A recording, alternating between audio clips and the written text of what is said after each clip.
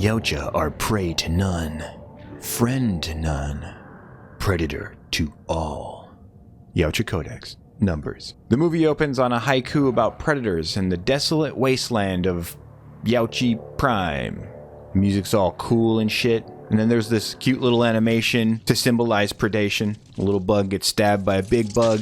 Then a bigger bug comes by and eats that bug. It's very subtle.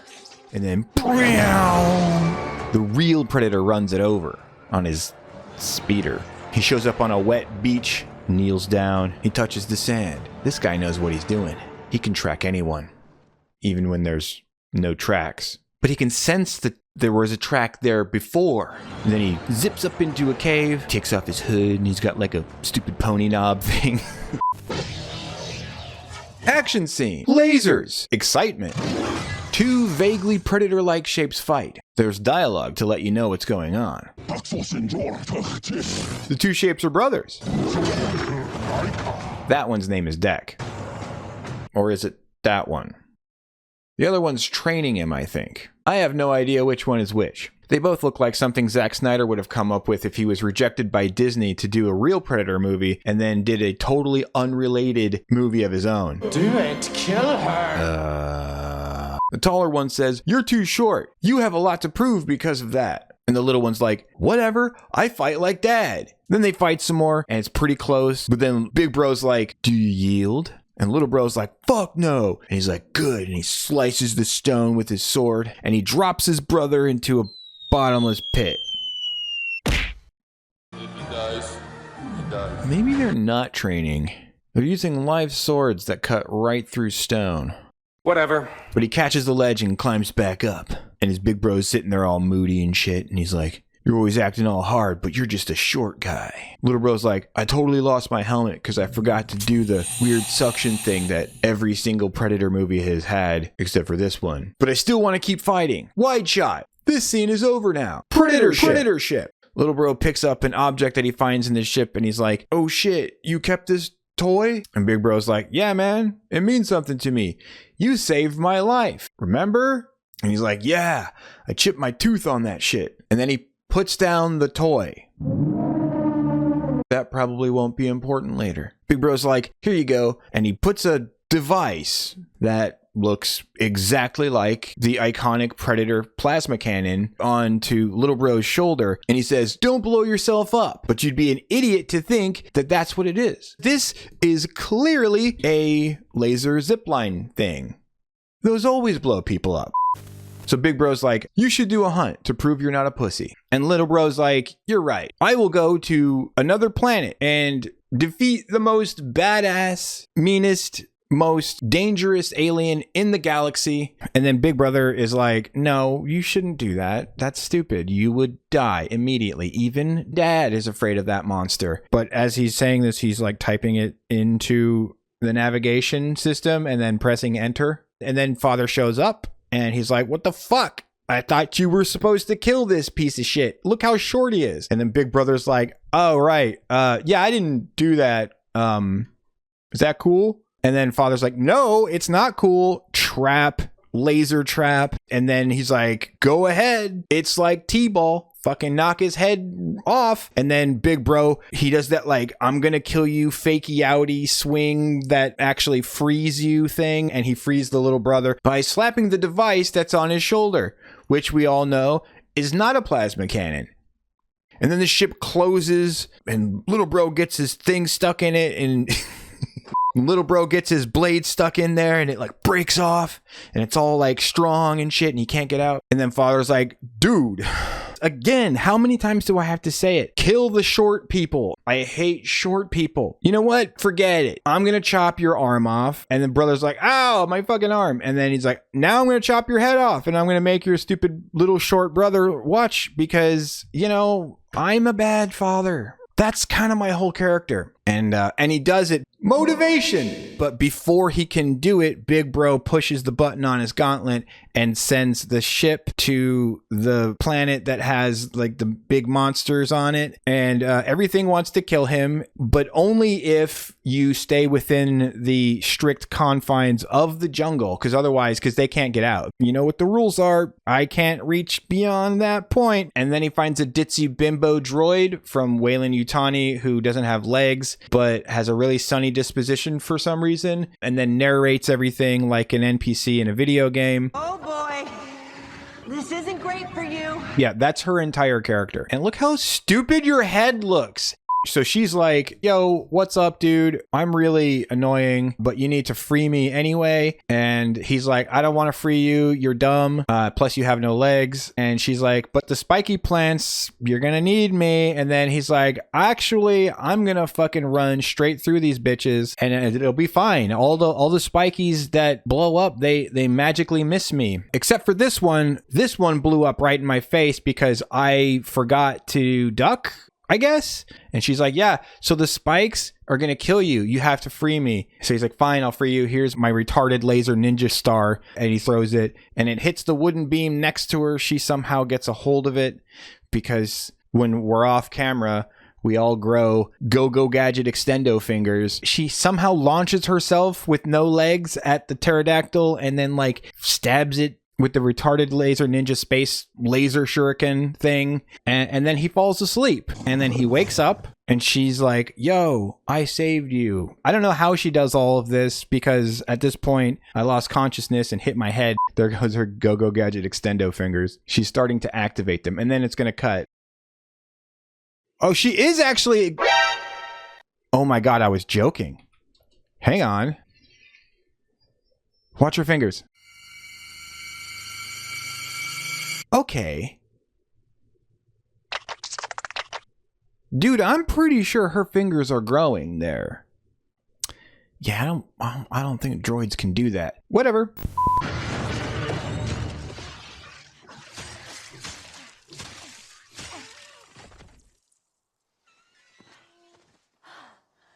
Hi. This is fine. I don't see anything wrong with this.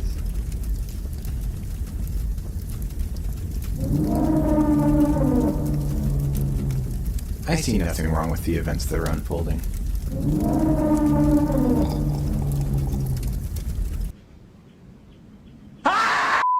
I know the mentality that went behind this, and it's not the mentality you want from the people making a Predator movie. This is the mentality you want from someone who is making a rom-com or a comedy. Something that's lighthearted and fun, not serious. If it's supposed to be serious, then you don't have goofy ass shit like this happening.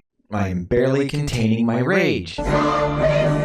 If by this point you're like locked in, you're like, okay, okay, you're going to like the rest of the movie. But if you came for a Predator film, you are going to hate the rest of the movie because that's what it is. It stays like this. It devolves into a goofy, sort of fish out of water buddy comedy that will probably send you into a downward spiral of existential panic over the choices that you've made that brought you to the point of watching this movie. God, look at his hair. Hey, Dan, it's not hair. It doesn't get put back into a ponytail and styled.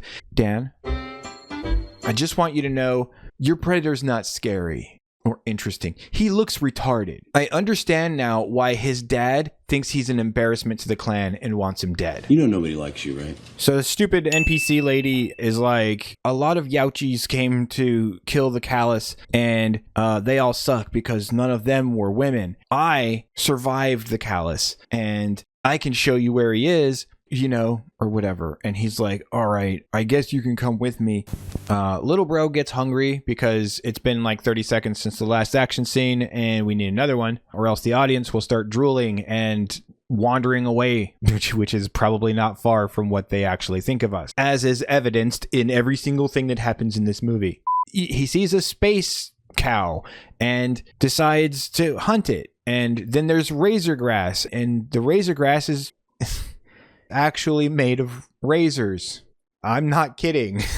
And annoying NPC lady gets all annoying and NPC lady-ish. Question first.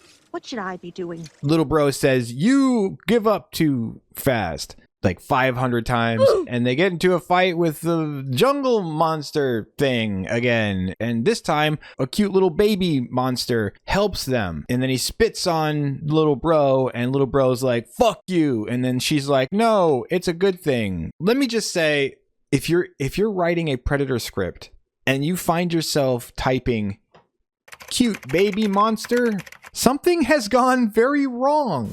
At one point, the space cow is charging them, and little bro takes his lightsaber and throws it at him, and it slices him long ways. It's really stupid. And then he goes, roar! And then another monster grabs him. They start to get eaten, and the monster starts to chomp down on him. Little baby monster gets in his mouth and like hurts his tooth, I think. And then he spits him out. It's at this point where we are introduced to Tessa, who annoying NPC lady thinks is her sister. She gets messed up by the callus and then repaired, but when they repair her, apparently she stops being nice and it's all ominous and shit.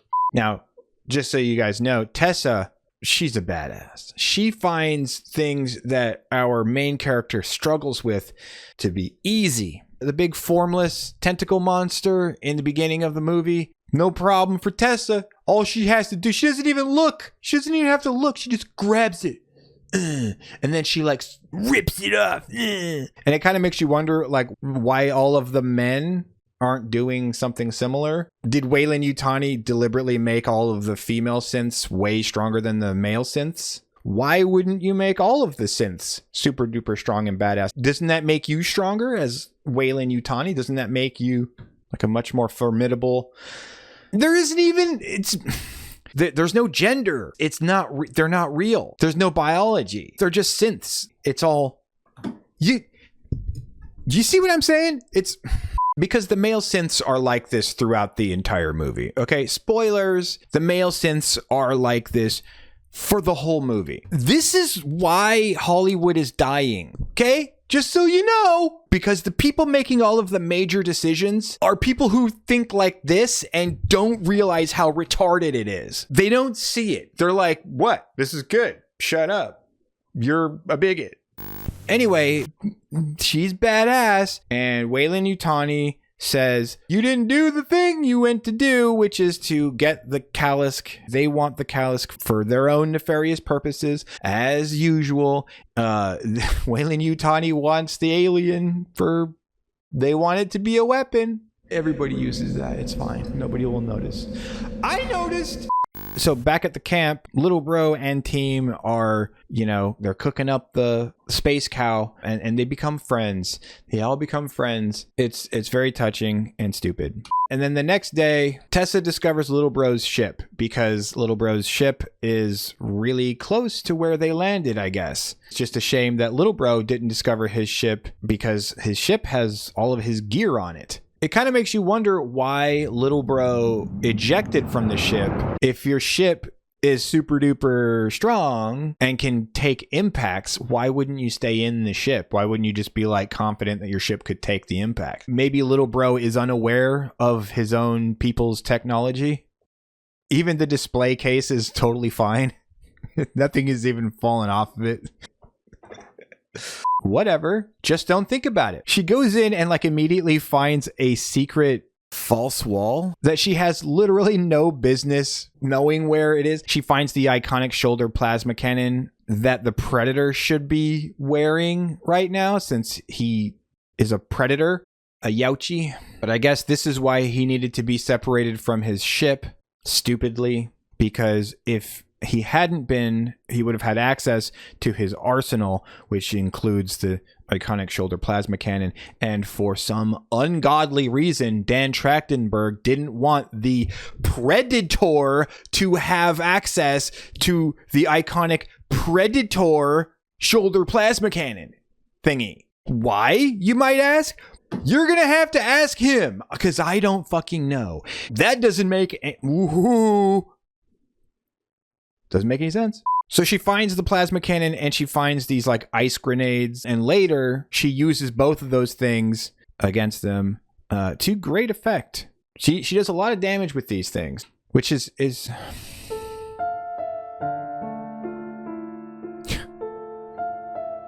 so she kicks the Predator's ass with his own stuff. I just wanted to remind everybody that this is a Predator film. It's a Predator film. They set back out on the hunt for the Kalisk, and Deck ditches the cute little baby monster, probably because Dan Hachtenberg thought it would be cheaper just to not have to animate it. And they talk about wolves, which is kind of one of the only things I thought was cool. Annoying NPC lady telling little bro about wolves and how they are such successful predators on Earth, and how they have like a pack, you know, to get him thinking and to sort of like facilitate the arc that Deck is going through. I thought that was pretty good. That was okay. Relatively functional writing. There you go. There's a positive. Even the sun shines on a dog's ass some days. This is where it becomes clear to little bro that annoying NPC lady was just using him to find this location again and call Weyland Yutani to come get her, I think. But she's like getting her legs put back on because everything else is destroyed, but the leg putty-on-y machine is still totally fine and works perfectly well. But while she's doing this, she calls Weyland Yutani and she tells little bro that he's got to get out of here because they're on their way, and when they get here they're gonna take him too. And he's like, bitch, I'm gonna go fight the monster anyway, and I'm gonna be the best and nobody's gonna think I'm a pussy anymore. So he goes out and he lures the monster in by starting a big fire.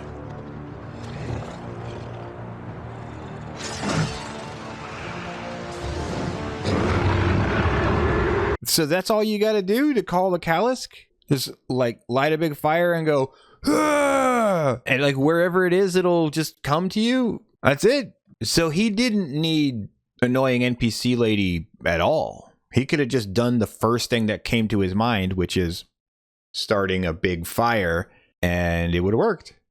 Because that's how he is what he does. So he's fighting the big monster. He kills the big monster like 5 times, but it keeps regenerating. Weyland Yutani gets there. Tessa throws the Predator ice grenade, and it freezes everybody, and they capture little bro, Thea, and the Kalisk. Super, super easy for them. It makes you kind of wonder, why didn't any of the other Yautjas that hunted the Kalisk use an ice grenade? Many Yautja have come for the great Kalisk, and none have survived it. You guys just didn't think of it, or?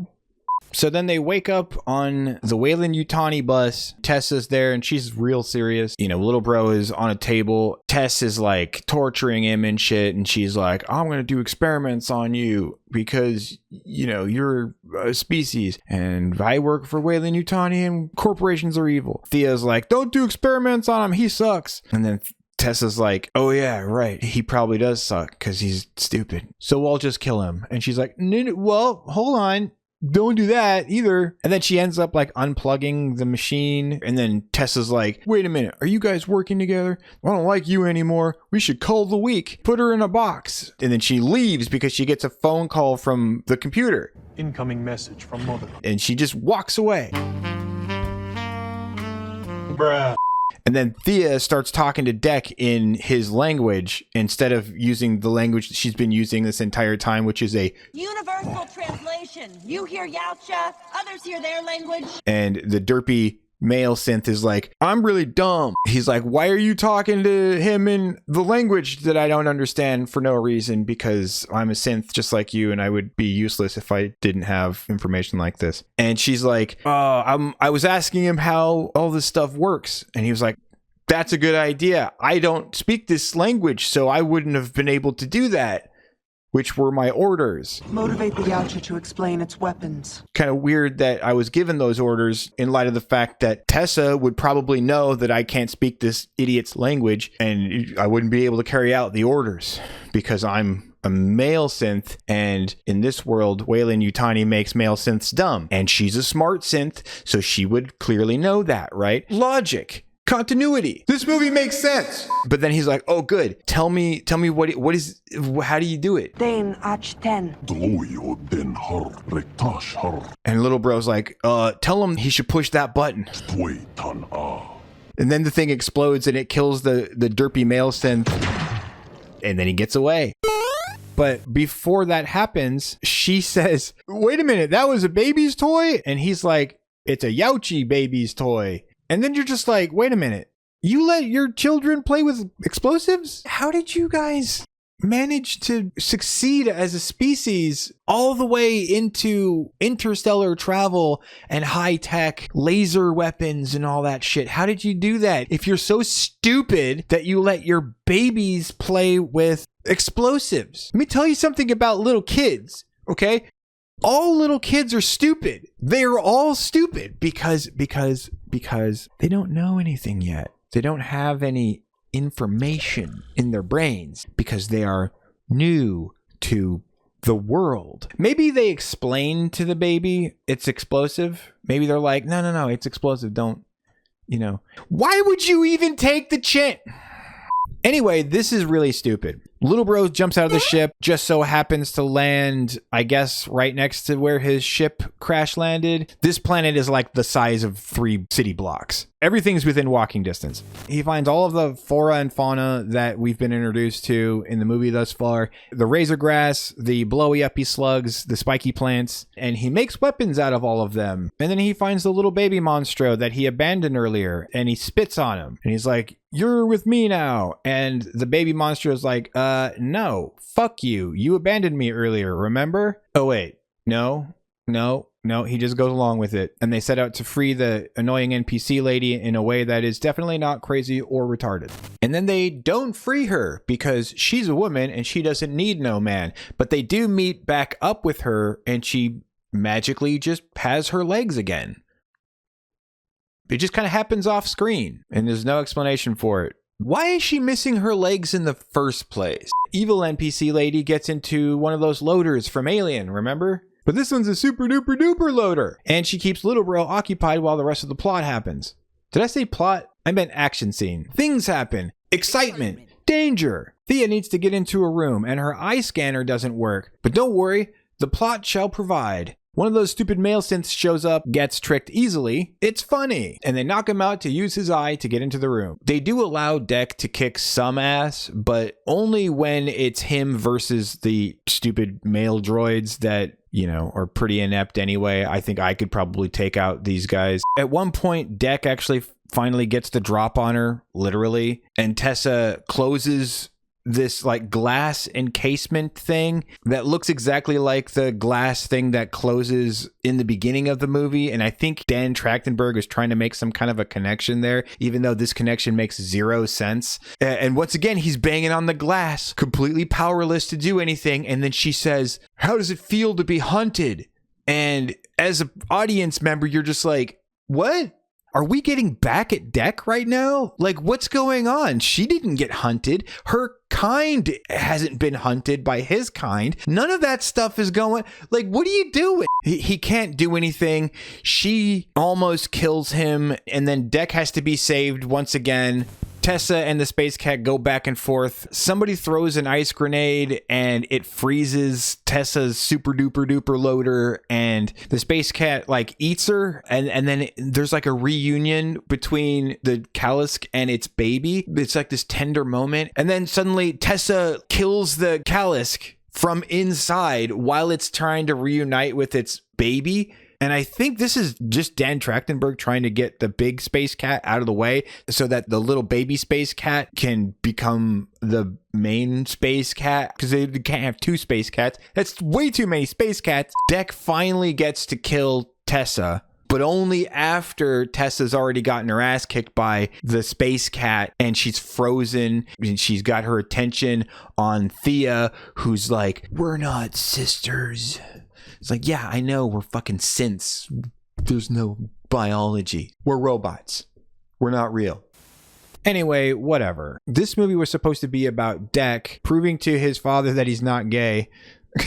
So he can get a cloak that makes him go invisible, probably so that he can go into the men's locker room and Guess who gets to do the cool predator roar at the end? It's the monster that Deck was supposed to kill to prove himself against. So after the big blowout fight, Deck comes back home and he kills his father and has no remorse. His father goes invisible like he did with his brother, and then like they basically repeat the same fight scene with his brother, except this time Deck is kicking his father's ass with skills that he brought with him to the planet where he did stuff. Just a reminder, he didn't learn new skills. He had those skills already. Maybe he's a little bit more experienced now because he went to the planet and did stuff, but he didn't learn anything new. He didn't learn anything new in the planet. He got lucky with the callus because the cute little baby monster spit on him and then the callus was about to eat him and didn't. He also got lucky in the spiky place because the stupid, snarky, bimbo, ditzy robot lady saved him. So that's two places where he would have died and got saved by a woman both times. It was deliberate. It was deliberate. It's not like Deck learned a bunch of stuff and then, had a successful hunt, brought these new skills home, and defeated his father with them. That's not actually what happens. He already had the skills that he used on his father. He didn't learn anything new. The only things that he learned that's new is about the flora and fauna on the Callus homeworld, which he didn't use in this fight. It's not like he tossed a slug at his dad and it blew up in his face and he was like, what the fuck is that? And then his son got the upper hand on him or anything like that. That would have been at least something. He had the skills already. He wasn't trained. He didn't meet some like old Yautja that's been surviving on the planet after being grievously injured by the callus or something like that, and then get like a bunch of advice from him and training. And then he kills the callus and then brings the trophy home, which would have been a way fucking cooler movie, by the way. God damn it, why didn't we get that movie? You stupid son of a bitch.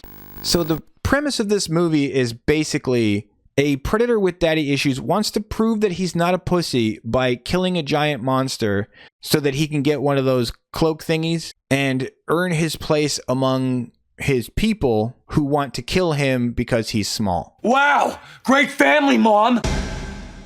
In the beginning, when Big Bro and Little Bro are fighting, it's very obviously was supposed to be a training sequence because of lines like this. Then when Father shows up and starts to ask, like, why isn't he dead? It's like right after that scene. So then you're just like, wait, was Big Bro trying to kill him in this scene? And then you remember that they were using the stupid Zack Snyder swords. And you also remember the fact that Big Bro actually drops Little Bro into a bottomless pit. He miraculously survives, but, what if he didn't? You would have just killed your brother. But then Big Bro saves Little Bro. So then you're like, well, hold on. Maybe he doesn't want to kill him. Another thing that bothered me was that Deck's father, a predator elder, tells Big Bro that he should have killed Deck in his sleep. Predators are honorable killers. They won't even fight you if you're not armed unless you've attacked them first. That's kind of like their whole thing. So just right there, okay? Just right there, you've broken the entire... Dude, how did we get here? If the Yautjis culled their weak, then why did Bad Father allow Little Bro to grow up? It's not like he didn't know he was a runt. He would have been born super, super small, and you would have been like, oh shit, he's a runt. Toss that one on the fire. But no, you didn't do that, did you? You allowed him to survive because you didn't want to kill your son, right? Okay, but then how did we get here? I just feel like there's a couple of steps missing,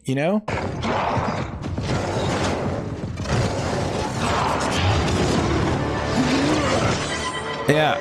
Why does anyone think he's weak again? I don't see it. He's been here for, 2 days? And everything that he's been attacked by, he's defeated. Without prior knowledge, he didn't know what he was going to be up against. He just took it as it came. That's what she said. And defeated all of it. He took down a Luna bug. He took down one of those space cows. He got past the weird tentacle monster, and now he's given the Callisk a what for? I don't get it. How could his father have not seen the fighting ability? Did he never get into fights? Well, then how did he become a good fighter?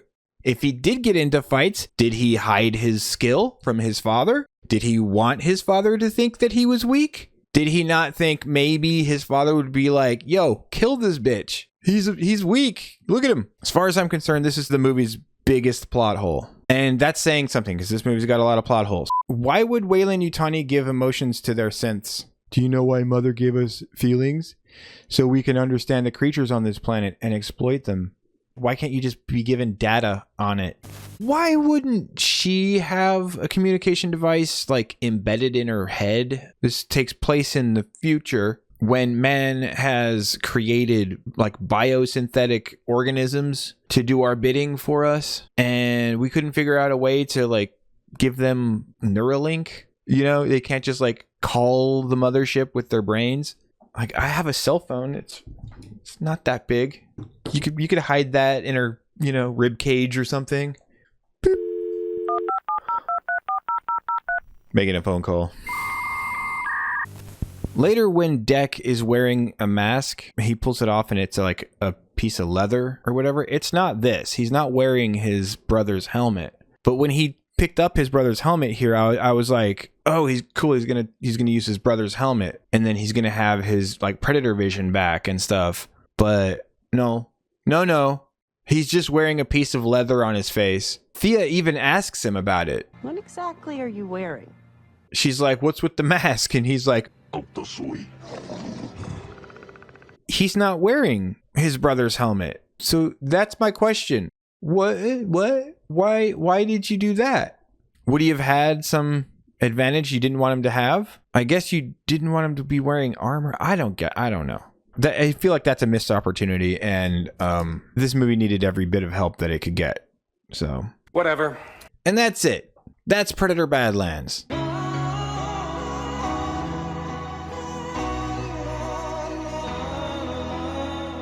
What the fuck? Dude, what is it with movies and television these days?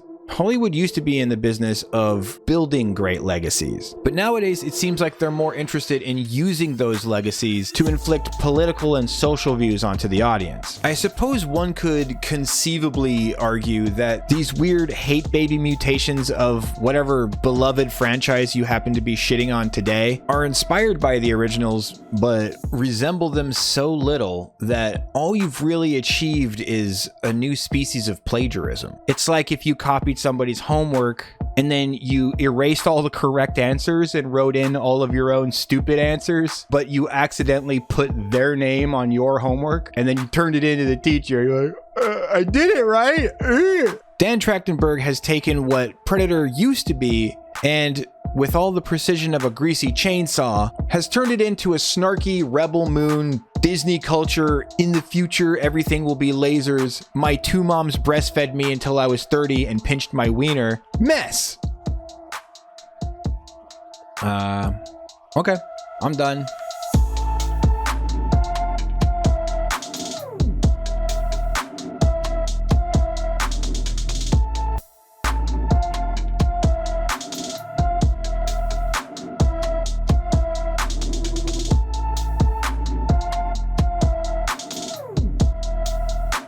Just looks why you luck.